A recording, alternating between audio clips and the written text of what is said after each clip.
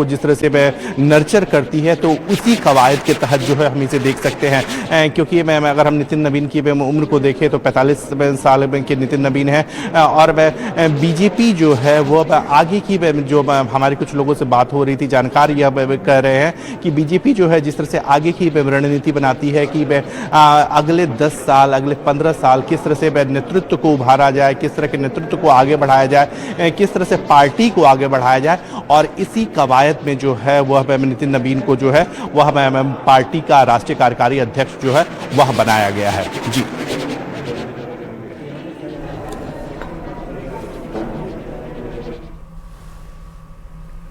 तो ये लाइव तस्वीर आप दिल्ली से देख रहे हैं। नितिन नवीन, जिनको बीजेपी राष्ट्रीय कार्यकारी अध्यक्ष बनाया गया है, कल ही इस बात की घोषणा हुई थी, और आज दिल्ली बीजेपी मुख्यालय से आप सीधे लाइव तस्वीरें देख रहे हैं, जहां नितिन नवीन बीजेपी मुख्यालय पहुंचे हैं। पदभार आज वो ग्रहण करेंगे, और सबसे युवा नितिन नवीन अभी तक के कार्यकारी अध्यक्ष बनाए गए हैं। अभी तक बीजेपी के जितने भी अध्यक्ष बने हैं सबसे कम एज के हैं। 5 बार बिहार के मुख्यमंत्री रह चुके हैं। जमीनी पकड़ इनकी काफी ज्यादा अच्छी मानी जाती है। राजनीतिक एक्सपीरियंस अगर कहा जाए तो इनको बहुत ज्यादा है, और 45 साल की उम्र में लगातार ये 5 बार विधायक, यानी कि तजुर्बा भले उम्र कम है।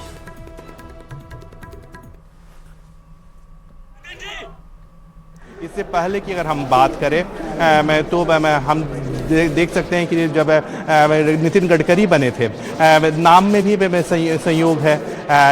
नितिन नाम के व्यक्ति जो है पहले भी राष्ट्रीय अध्यक्ष बन चुके हैं। नितिन गडकरी जब राष्ट्रीय अध्यक्ष बने थे तब उनके पास जो है वो विधायक में थे।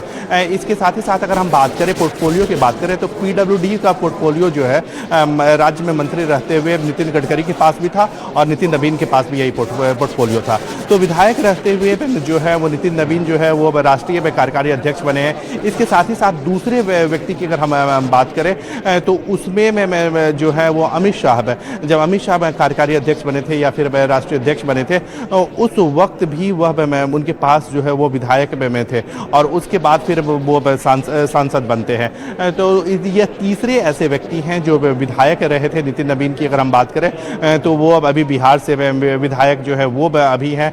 हालांकि वो बिहार विधानसभा में बिहार सरकार में मंत्री भी हैं, लेकिन जो तीसरे जो उनके पास जो जनप्रतिनिधि के तौर पर अगर हम देखें तो वह विधायक में थे, और तीसरे ऐसे व्यक्ति जो है वो बीजेपी में विधायक से राष्ट्रीय कार्यकारी अध्यक्ष जो है वो बने हैं, जिसमें नितिन गडकरी हैं, नितिन है, उसके बाद में जो है वो अमित शाह बने थे, और उसके बाद अब नितिन नवीन बने हैं। एक में जो सहयोग की हम बात कर रहे थे, पीडब्ल्यूडी का जो पद है वह अभी नितिन नवीन के पास था, और दूसरी ओर जब नितिन गडकरी बने थे तब वो उनके पास भी पीडब्ल्यूडी का मंत्रालय जो था वो था।